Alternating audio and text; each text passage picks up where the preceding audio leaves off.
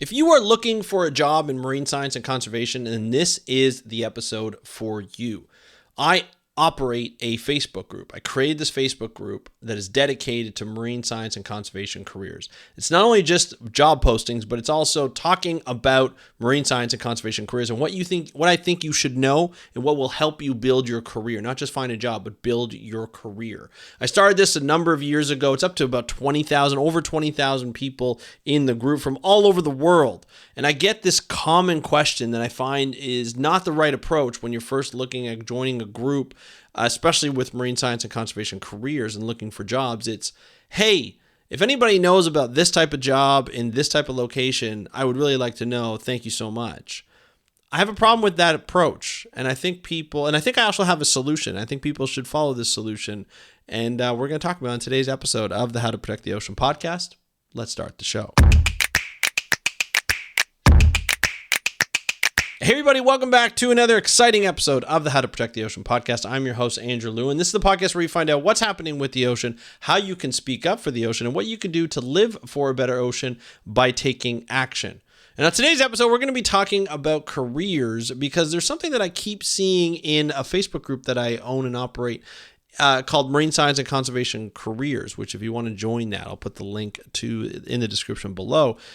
There's over 20,000 people in it, and I started the group because originally I had a course on how to build a marine science and conservation career. It didn't really serve the purpose that I wanted to. And it really came down to pricing. I think the program was great. I think people would gather a lot, but I didn't. Anyway, I don't want to talk about it because it's really not worth talking about. I don't operate the program anymore, and it needs updating if I did, but I don't really want to do it. I started this group during that time it was as more of a lead people, but I realized quickly that people needed a lot of help in finding jobs. It's a tough world out there, especially, with inflation the way it is. It's tough to find a job in general in any industry, especially within the marine science and conservation field. There are a lot of jobs out there, but people are not getting, interviews. They're not getting the jobs. It's really difficult. You're competing with hundreds of other people per job. A lot of people don't know how to apply to those jobs. But the main question I get when people join the group or people are actually looking for the group, and I've seen it a lot recently because Facebook allows now to have chats within a Facebook group. Before, what happens is the way you would do it is there would be a Facebook group. People could post, and then I would approve the post if it was a good post, because I only want people in this group. I only want on the topic of careers, right? If somebody has a question about careers, or somebody wants to learn more about careers, or somebody has a job posting, then I'll approve it. But a lot of people, you'd be surprised, even if you put as a rule, this is what you should be posting. People don't always do it, and I have to approve or deny the post every day or every time I look. And so I get a lot of people wanting to post. Regardless, it's something that I want people to know. Like when they first come in and they first start saying, "Hey," the group, or they ask their question. And it really started with this chat feature now that anybody can ask a question quickly and answer that quickly, which is great. I really like this chat feature. But what happens is people come in and they'll be like, hey, if somebody has a job in, such and such field, or knows of a job in such a field in this specific location that they would want, that'd be really great if you can let me know. The problem is, though, is not everybody knows. If they know the job, what makes you think they're not going to apply to it? There are so many jobs out there that it's really easy to find a job ad. It's not necessarily easy to get said job from that job ad. But there are a lot of jobs out there. You just have to search for them. And that's not the problem. The problem is not discovering where the job ads are. The problem is how you approach when you come into a group like this. And I feel like a lot of people are missing the mark. They want the jobs. I get you want the job because you need to get paid. You also want a job to start your career or be within the career if you're already in your career, but you want to make that leap. It's not easy to make that leap, or it's not easy to get that first job to build your career. But what you have to go into is really formulate what you want to do for your career, not the next job, what you want to do for your career. That's where it all begins. That includes a number of different things. Is the actual job, like, what do you want to do in 15 to 20 years from now? Where do you want to be? What do you want to be working on? Where can you see yourself work on? What type of job could you see yourself doing at that time? And that takes a lot of research. You're going to have to research a lot of people and a lot of organizations and the jobs that they have to even get what you have there. And the job that you may want may not be under a specific title. It may be under a number of different titles, depending on the organization or depending on the government job. There are so many different job titles, but you got to find out what people do. And that comes with networking. That comes with talking to different people and what job they have. Because, when people come out of school, they think of a couple of jobs. They think of academics or nonprofits, right? And that is not necessarily all of your options. There's private consulting, there's government jobs, right? Nonprofits in a lot of different ways. There's also business, like private sector. Because businesses have now sustainable jobs like sustainable director or comms, sustainable communication or conservation communication. Some of them are private companies that do this. Some of them are consulting companies that do this for other organizations. So there's a lot of just different ways that you can kind of approach things and different ways that you can approach your career that you haven't thought about. And I want you to think about that. I want people who come into the group or who come into any kind of conversation around job and not just be like, hey, if you have a job in like Egypt that has to do with, dive training or marine biologist at a dive operation, if you could know, that'd be great. Who's going to tell you? Who's going to recommend a job, or who's going to recommend like the people, you to like a perfect stranger to someone that they know and trust and be like, hey, someone's looking for this job. I will recommend him or her or them. That doesn't work that way. When I recommend somebody, I want to make sure I know what they're like, and I want to make sure they're not going to, play me like a fool or play that job like a fool and ruin my reputation, right? Don't ask people where the job is or what the job is doing or how much it's paying. Start asking questions about like, what can I do? If I'm interested in sharks or if I'm interested in whales, what are the types of jobs that people do mid-career? What are the types of jobs that people do mid-career that work on coral reefs or work on ocean protections or ocean policy? What type of jobs do people do mid-career, and what are their responsibilities? Those are the types of questions I feel like would be really great. And then how do I get experience for that? I think that's just one way of approaching a group, is just start asking like questions that people can somewhat answer that will give you hints and clues and insights into the career. Not just, hey, I need a job. Where do I get this job? I think that's really important to understand, is how to approach, when you go into a group like that, is what value can you get out of that group, and what value can you provide that group? You don't have to wait for a question to be answered. You could just put out your, in my group, you could put out your advice and be like, this is what worked for me. It doesn't necessarily mean it'll work for everybody, but it could work for somebody, right? If you're a part of that.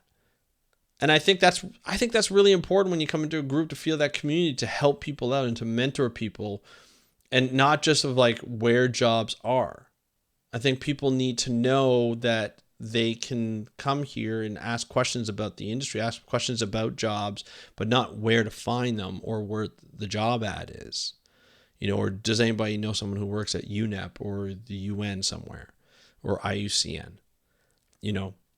And I say this like, with a helpful tip, like a critique, and not just as a way to make fun of people or the way to criticize people coming in. This is a way of like constructive criticism. When you go into a group, find out where you can get the most value, what you can do in the future that will help you, right? Not just be like, hey, I need a job. Anybody know where I can get this job at this place in this location? But no, that's not the way you approach people. Think about it as like if you're at a network or networking event, or you're gonna start asking about the location. You're gonna ask not only about the locations, you're gonna ask about the type of business, the type of job, the type of organization, how what the bosses are like, what their benefits packages, or, pay, maybe if you ask somebody if they're okay with sharing that, or pay range, for different positions. That's the important part. Not just like, hey, where can I find a job? I find there's not a lot of foresight within that. So I feel as though, when you approach a group, here is my solution. Approach them asking questions about a type of career that you've been thinking about. Find out, like, what kind of lifestyle can you lead with this career? Is this the lifestyle for me? Like, for you? Is this the lifestyle that you're willing to do it? What's the pay range? Is this something that you can live off of in the place that they're offering it, or where most people work? Ask what kind of qualifications do you need? Not like generally, not specifically, but generally. Maybe you need to go out and get more experience. I think that's really important to do. And I think that's something that you can build on when you get in there, right? When you start asking those questions and you form a relationship with people, and then people start to get to know you a little bit better. And you can do that in the chat or in my Facebook group, like as a post, because, by coming into a group and just asking what type of jobs there are, or where are the jobs, that's not the way. You want to know, like, how do you approach a job? For instance, I had a job that I wanted to apply to. It was a communications job. I've never applied to a communication before, or I have, but not the right way, because there was something about I wasn't getting interviews. And so I asked a friend of mine who knows people who've done communication roles, and he gave me some great advice. And he's like, don't think like a scientist, think like a communications person. And he changed the way I thought about applying for a job. Now, I never applied for that particular job, so I don't know if it would be successful or not. But at least I know now, next time, if I want to apply for that job, I'll know how to approach it. Because every job is different. Every sector within an industry, like every job type within an industry, is different in how you apply to it. The way you apply to a science job or a research position may not be the way you apply to a communications position, or a marketing position, or an executive director position. They're all different. And you have to recognize that. And by talking to somebody, like, how would you approach, going through and doing a SciComm job? Like, what would you put on as your experience, and what kind of experience would you think you would need generally? How much of it would you need? How do I detect something where I need a lot of experience compared to where I need little experience? Or if I have like 2 to 3 years of experience in something, how does that compare to when they're asking for jobs of 5 to 10 years of experience? Like, what kind of knowledge would you need? Or what kind of experience would you need to apply for that job? There are a lot of different things that you can put into these groups and ask questions. And I feel like a lot of people are losing out on those valuable tips. And I'm going to be starting a show this week that does every week. I'm going to be in this Facebook group and talking about these things. I'm going to try and do it live and see how it goes and answer questions for people, right? And be able to help them in their way of doing things, in the way of getting their career, And I think that's something that will be really helpful and valuable. But I want you to rethink how you approach people when you talk about jobs and talk about careers.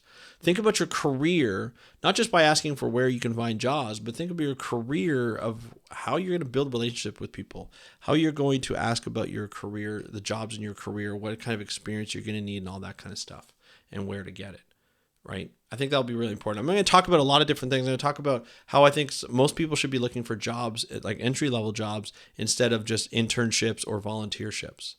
There are entry-level jobs out there where you can get jobs right out of university or right out of your BSc program.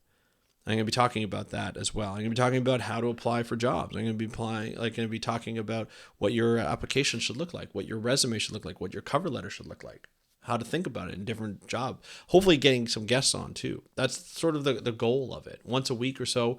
We'll see how much time I have, but I'm hoping to do it once a week as a show, and then putting it on a podcast after so you can listen to it if you're not part of the Facebook group or you don't see it in the Facebook group. But that's sort of like the plan is. But I want people to really think about when you approach a group of any kind, don't just be like, hey, where can I find this or where can I find that? Is offer value. Be like, hey, I'm looking to get into policy, or I'm looking to get into, field work. What type of jobs are there that would be long term, right? Like 15 to 20 years down the road, what type of job would you be doing if you were in policy or you were in research or field research? And is it beneficial to the lifestyle I want to lead or something like that? think that would be really interesting. And I think that would be a question that would be very valuable to not only yourself to get answered, but also to other people within the group. So that's just my solution to the question of, hey, where can I find this job in this place? Anybody know something? Send it my way. That's just not the way it works. I think people are missing the mark on that. So anyway, join the group. It's Marine Science and Conservation Careers on Facebook, if you're still on Facebook. If not, there will be a podcast link to it. It is a private podcast. I do put a lot of time in these episodes. It's a private podcast. It costs $5 a month, and I'll put the link into there so you can check that out. But other than that, that's it for today's episode. If you have any questions, please let me know. You can DM me on Instagram at How to Protect the Ocean. That's at How to Protect the Ocean, all one word. And of course, share this podcast episode and the podcast with somebody that you know that may be looking for jobs in marine science and conservation. Thank you so much for joining me on today's episode of the How to Protect the Ocean podcast. Have a great day. We'll talk to you next time, and happy conservation.